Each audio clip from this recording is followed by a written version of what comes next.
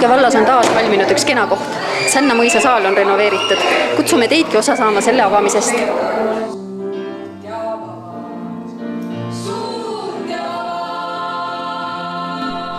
Eelmise aasta lõpus pärast põhjalikku renoveerimist avatud Sänna kultuurimõisa saal rõõmustab külakeskusena toimides kõiki kohalikke. Värske saali näol on vallal juures üks hubane koht kontsertite ja muude ürituste läbiviimiseks. Vastsel laval andis avakontserdi kohalike juurtega lauljatar Mari Kalkun. Küsisime kultuurimõisa ühelt eestvedajalt Kadi Noorelt, kui kaugel on mõisa lõplik valmimine. Mõis iseenesest on valmis.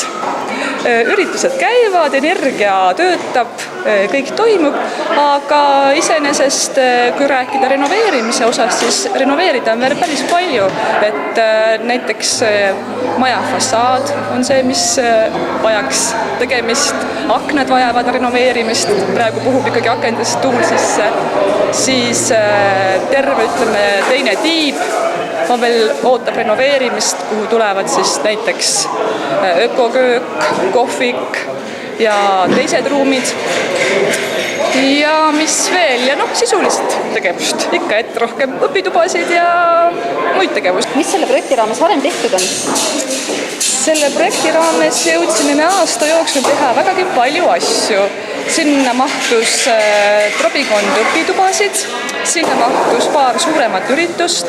Selle projekti raames jõudsime me ka avada puudekoja, sisustada puudekoja ja siis kõige lõpetuseks oligi see selle sama saali avamine ja selle sama saali sisustamine, pluss siis ka muude Sänna kultuurimõisa tubade sisustamine. Mõisarahva tegevused ei piirdu vaid maja ja selle ümbrusega. 2011. aasta ühe suurema projektina rajatakse Sännasse ja selle naaberküladesse matkarada, päikesesüsteemi planeetide makett. Matkarada siis on seotud kosmosega, planeetidega ja kogu selle matkaraja vältel, siis, mis siin Sänna külast ja lähiküladest läbi läheb, saab külastada erinevaid planeete, saab informatsiooni planeetide kohta ja saab samas ka nautida Sänna ja nende lähikülade vaatamisväärsusi.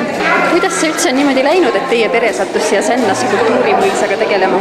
Täpselt nii läkski, et mingil hetkel me hakkasime tundma, me elasime Tartus ja me hakkasime üks hetk tundma, et me tahaksime maale kolida.